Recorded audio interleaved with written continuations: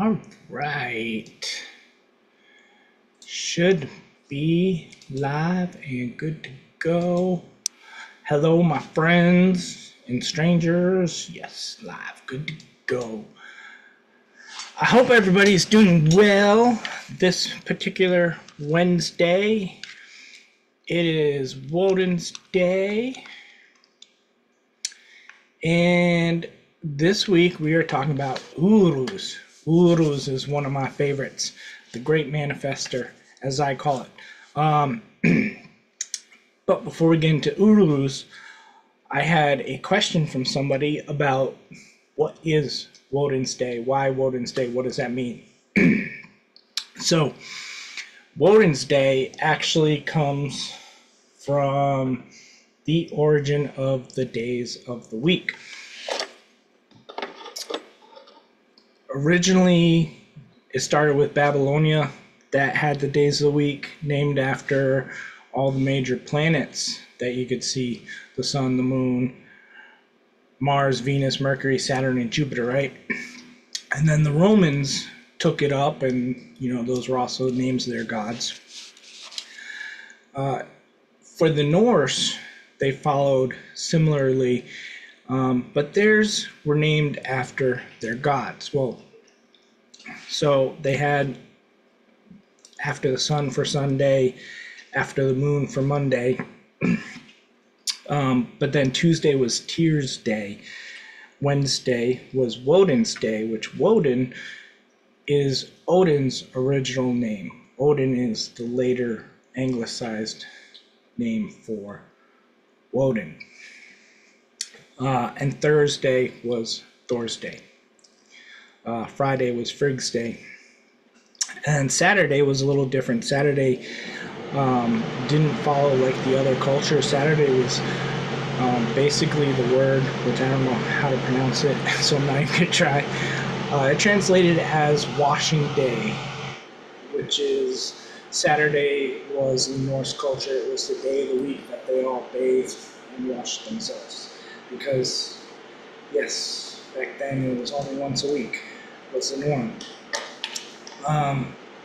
So that's where Wodan's Day comes from. And now you know a little bit about where the days of the week came from, right? Because they later got anglicized into Tuesday instead of Tyr's Day, Wednesday instead of Wodan's Day, and Thursday instead of Thor's Day, etc. So, I still have my wrong thing up. Let me change my background. Sorry that I did not do that ahead of time. Uruz. There we go. That's Uruz. Updated our grid. Uruz in the center there for today. So Uruz, the great manifestor, as I call it. Historians and such have several translations from the rune poems. The most commonly accepted one is of the auroch, which is an ancient cattle similar to a bison or a longhorned cattle that grew, went extinct, I think in the 1600s. The last one was killed in Poland, something like that. Very old, really large buffalo bison, and in the ancient times it was during the Stone Age with the hunter-gatherers. It was commonly hunted for its hides and foods and bones for the tribe. And that is what it's referred to in the Anglo-Saxon rune poem, which the translation goes, Aurochs is fearless and greatly horned. A fierce beast, it fights with its horns. A famous runner of the moors, it is a very courageous animal. And it was actually considered a very noble animal. Very much in a way for the ancient Germanic tribes of Northern European, it was a similar relationship with the Auroch to them as Native Americans with the buffalo. In the Icelandic rune poem, it translates as a drizzle, or from rain. Drizzling is weeping of the clouds and destruction of the hay harvest and abhorrence of the herdsman. And in the Norwegian rune poem, it gets translated as slag, which slag comes from poor iron. Often the reindeer runs over the hard frozen snow. And that's one of the more sort of cryptic of the poems, like how do those two relate? But how do all three of them relate?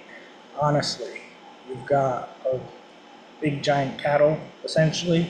You've got rain, and you've got molten slag. What do those all have in common? And that's where the true essence of Uruz comes into play. And the one translation that calls out is Auroch. That is the most popular, and there's a reason behind that that we'll get into in the little journey that we do.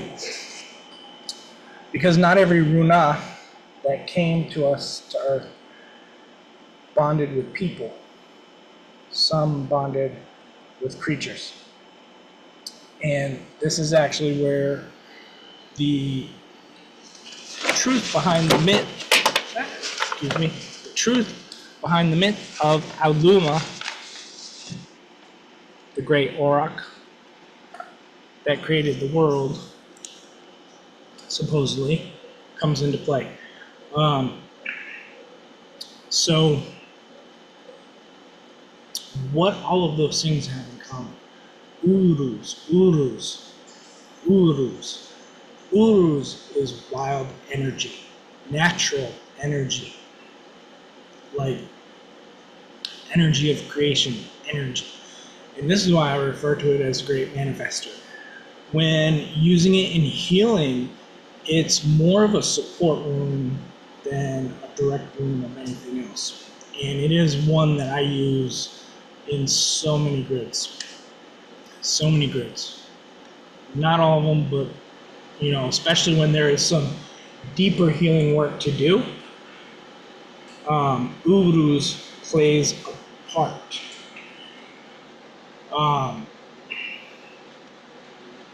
Because it is a manifestor. It helps to embolden, to strengthen, to bring into being whatever it's attached to in your intention. So when stacking the runes in a bind rune, I like to put it first.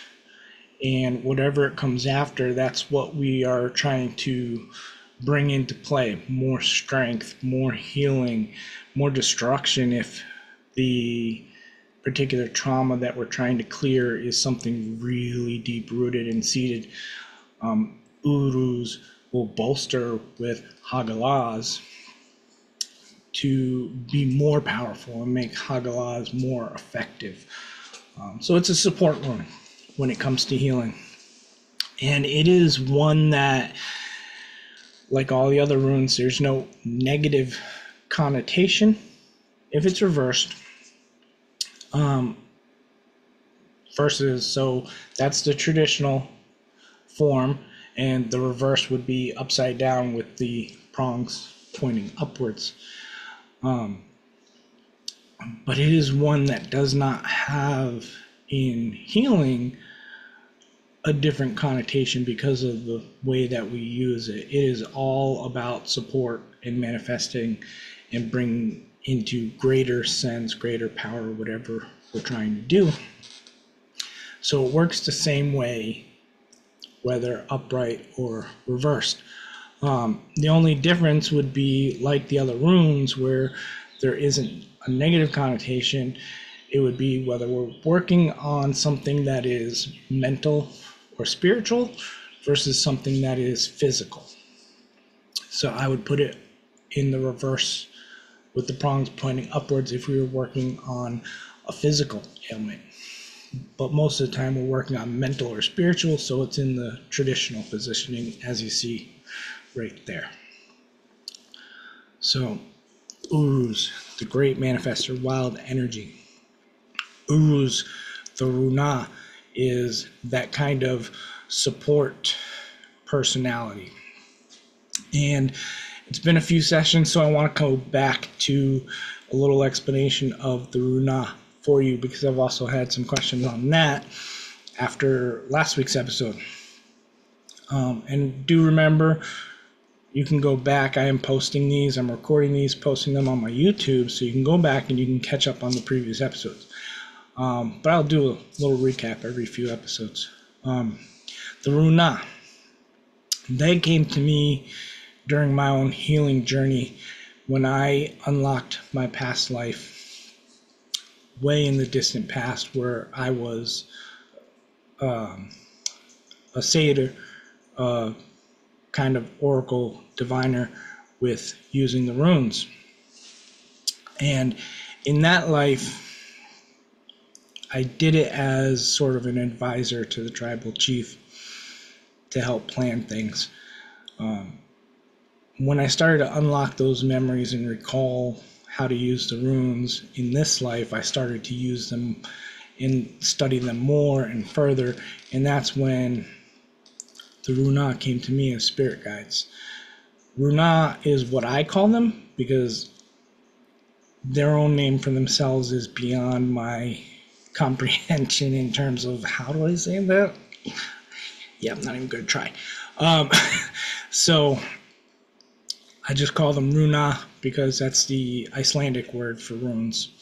And they are the source behind the origin of the runes. And the true power behind them comes from their energy and their specializations. And they are not spirit guides like most spirit guides. What they are is essentially kind of like our potential future, way far future, where they've managed to ascend into a non-corporeal energy form. And they can travel the universe just as a ball of energy, basically. They came here to us about 15,000 years ago during the Stone Age, in the Neolithic times. And they first bonded, the first one bonded with Wodan, and that sort of started this call to have others come. And, you know, Earth was this interesting place to them because while they're ascended, they are not like, they came from a corporeal form.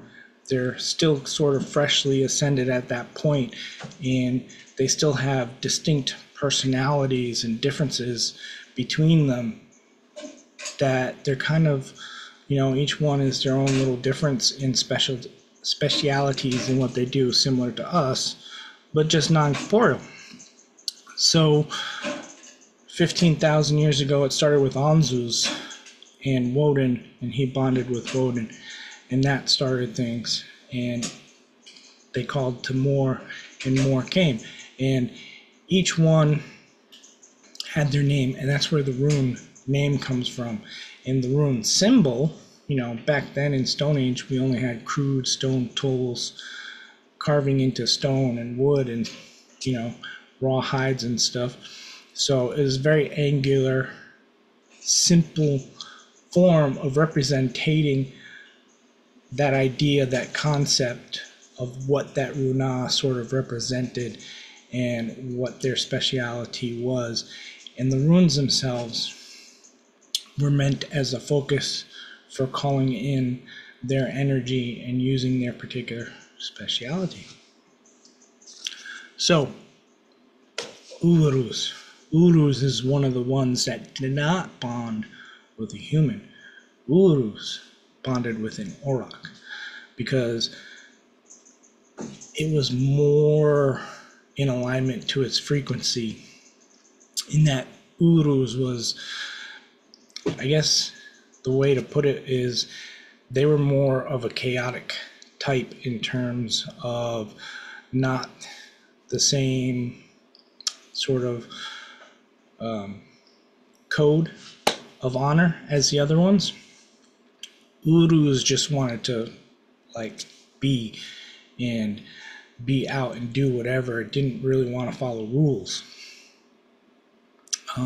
Not that it was bad or doing anything bad, it just wanted to be free, wild, uncontrolled energy. And that's the core of Uruz. But we can use Uruz because of its wild, uncontrolled nature to enhance and amplify the energy of another and our intention, whatever it is. But when Uruz came, it didn't care to bond with a human. It wanted to bond with something else, and it found the Auroch, this magnificent, majestic beast that was just wild and free. And if you can picture that, 15,000 years ago, right? The Auroch, very much like a bison, big, huge, bulky body with long horns that lives in the plains and hillsides of northern Europe. Just beautiful, majestic creatures. So that is where we're going to go today in our journey. So at this time, I invite you to relax, sit back, close your eyes while I get my music playing.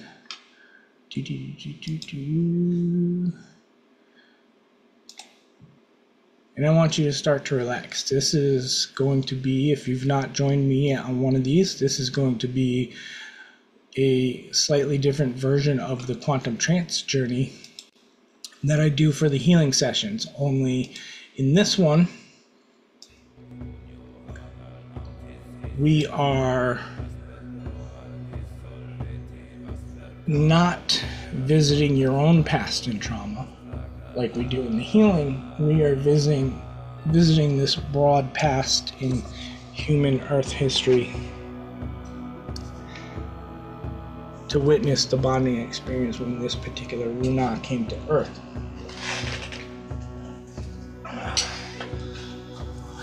So, get comfortable, sit back, relax, and I want you to start to focus on your breathing, because we need to get into a very relaxed state for this type of journey. I hope you can hear the music well enough.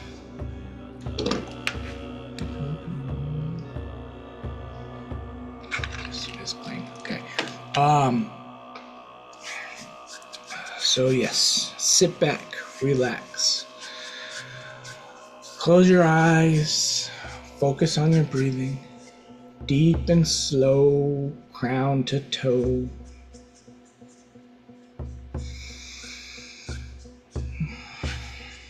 And we're going to start by going to your happy healing space. That is the personal space in your mind, a place of healing and peace that you like to go to when you meditate. If you've never done that before, it's okay. Just make one up. Envision some scene in nature that you just love and brings you happiness and joy, and create it. And go there. That is your happy healing space.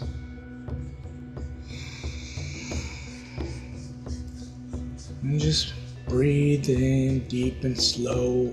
Relax the body. Do a body scan from head to toe.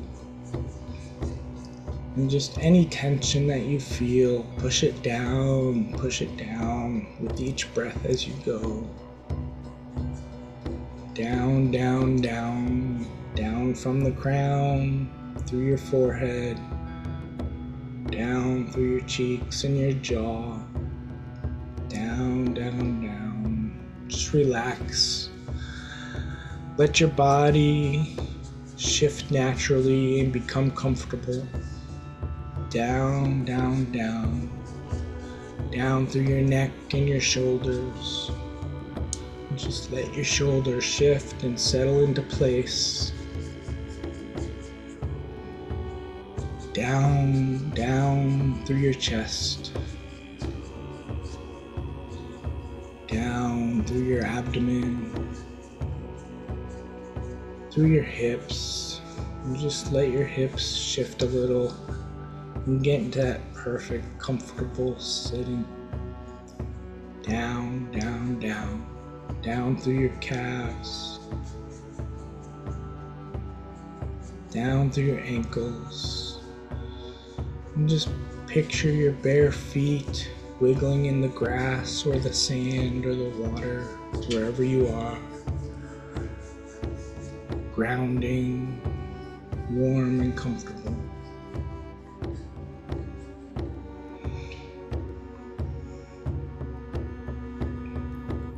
Evas, Raido, Anzus, Otala, Suil, Hagalaz, Uruz.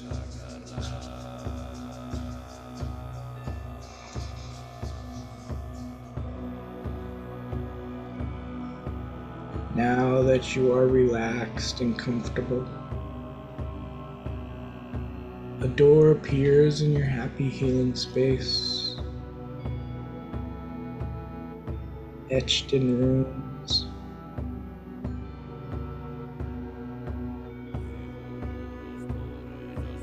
Inviting you to enter. And when you do, you enter a space of completely void. No darkness, no light. This is the void of potential. It is a gateway to wherever we want to go. All you have to do is envision it. Follow my voice. In this void of potential, we call forth the ancient times in Northern Europe, on a vast plain along the foothills of the mountains.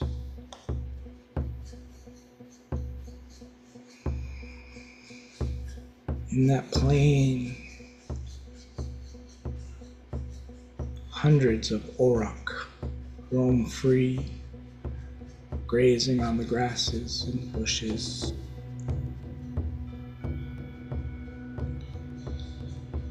They are not alone.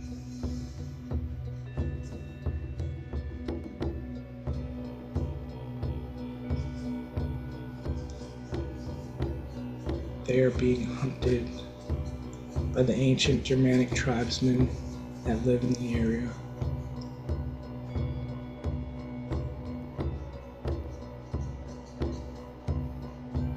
Carefully singling out some stray auroch farther away from the rest.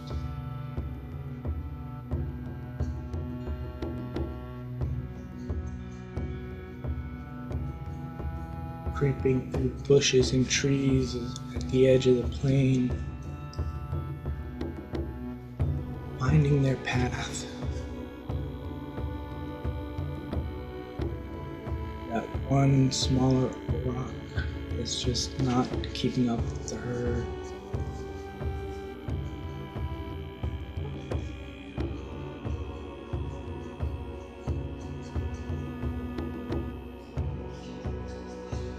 Witness their energy,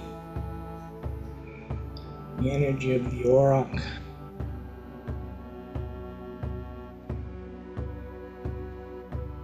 The moment tense and full of potential.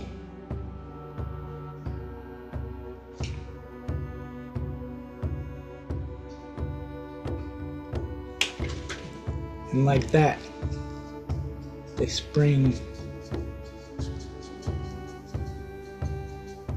with their spears to attack the Auroch.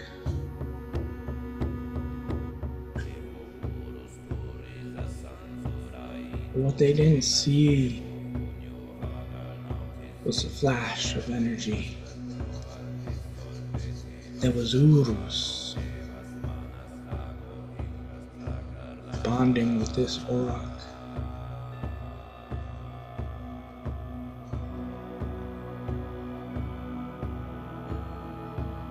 As they attack, they wound it, but it shows a surprising intelligence they were not expecting because of Uruz. The Auroch turns and charges instead of fleeing.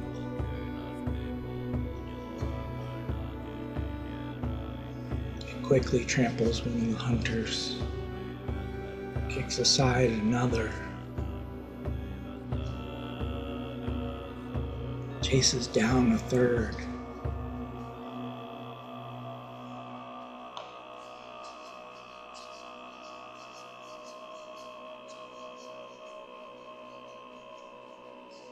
Witness its energy now.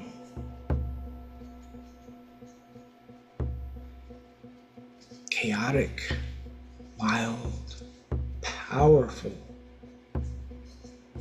This great, majestic beast, unafraid, as the rest of the herd tramples on and stampedes away. This Auroch charges and dominates. Uruz, Uruz, Uruz.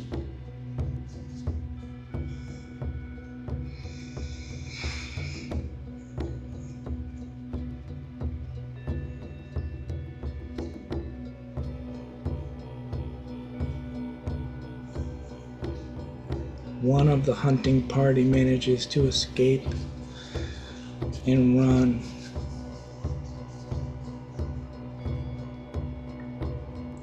Returning to spread the tale of this fearsome, fearless Auroch of great stature.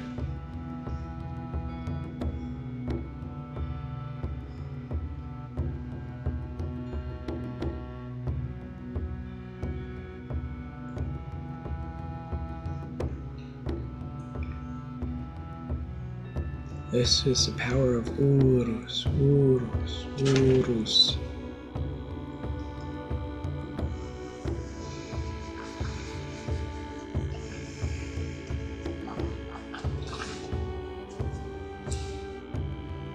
Let this ancient memory fade away and return to the void of potential.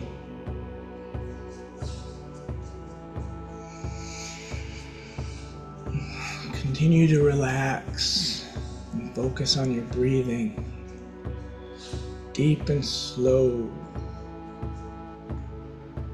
Bring that breath in to your solar plexus, right in the upper abdomen, just below the ribs. Your seat of power.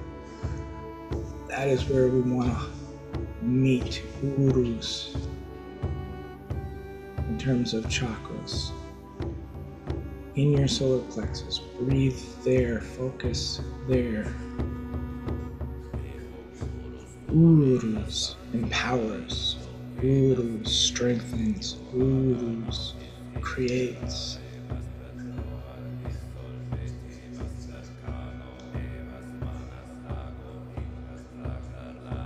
What is it that you want to manifest? What is it that you want to strengthen? What is it that you want to empower?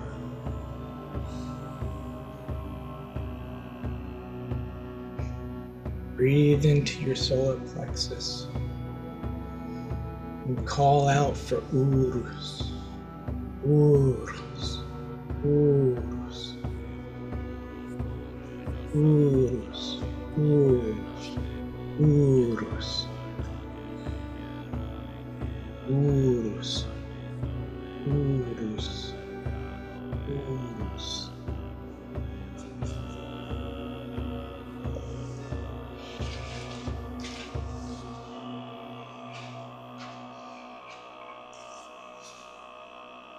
Uruz, Uruz, Uruz.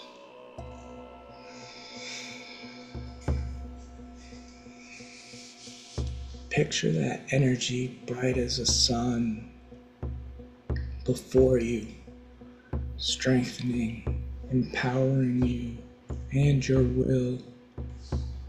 Whatever good, whatever healing, Uruz will help you make it happen. Uruz, Uruz, Uruz. Find your rhythm, move back and forth.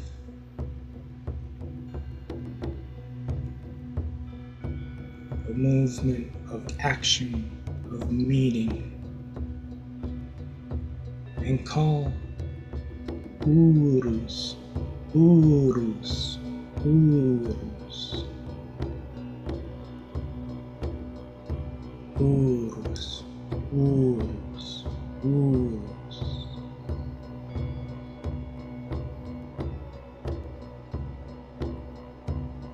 Uruz, Uruz, Uruz.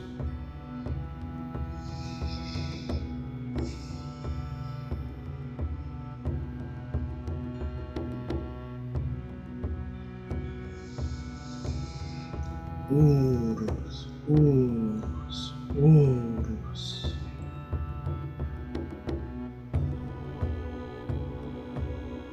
And for now,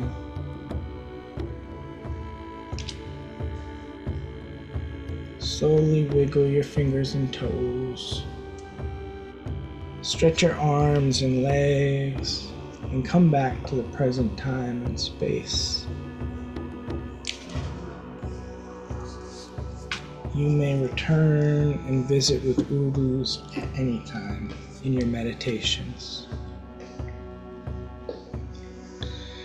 And crystals that pair well with Uruz, anything that helps with manifestation work, anything that helps with amplifying energy work of any kind will work great and pair well with Uruz. My personal preference is citrine,